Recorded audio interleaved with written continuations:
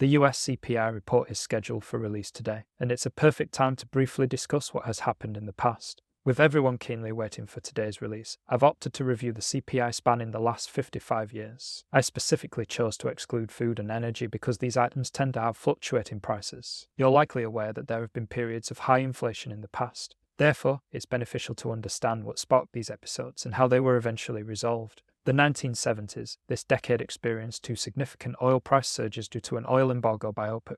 This caused a drastic increase in energy prices, affecting everything from transportation to the cost of manufacturing goods. Because production costs rose, businesses had to pass on these additional costs to consumers. Moreover, living costs escalated, leading workers to demand higher wages, which in turn drove up the cost of goods and services even more. This cycle, amplified by extra funds injected into the economy, led to a notable rise in inflation. The 1980s, during this era, efforts were made to curb the high inflation from the 70s. The Federal Reserve adopted a policy of high interest rates to contain inflation. However, inflation persisted as these policy adjustments required time to take effect. The public had become accustomed to high inflation, so workers expected prices to continue rising and asked for wage increases. Businesses had to raise prices to cover these additional costs, contributing to continued inflation. Nevertheless, when the effects of the high oil prices receded and the Federal Reserve's policy took effect, the CPI plummeted, bottoming out at around 2.5% after about 3 years. Recent inflation and the present. In 2022, the Federal Reserve responded promptly to the national lockdowns caused by the COVID pandemic.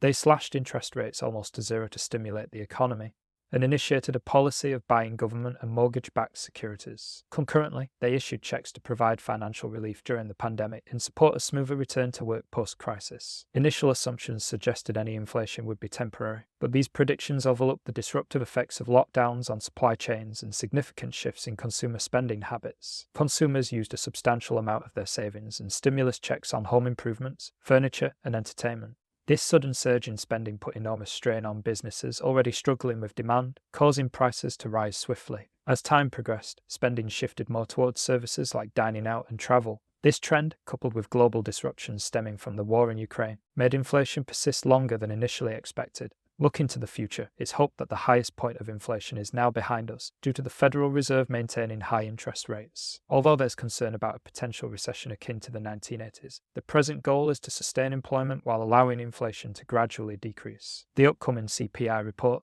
Today's CPI report holds significant importance. Given the time delay between Federal Reserve actions and their impact on inflation, it's crucial to assess how recent measures are influencing the cost of goods and services. Following a pause in policy changes by the Federal Reserve, we hope to see a continued decrease in the CPI. A sudden resurgence in inflation would currently be the most detrimental outcome. Expectations. Analysts are predicting a core inflation rate of 5% for today, with a month-over-month change of 0.3%.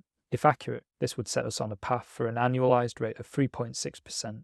Bearing this in mind, we'll closely monitor the incoming data and follow up with a post on our findings.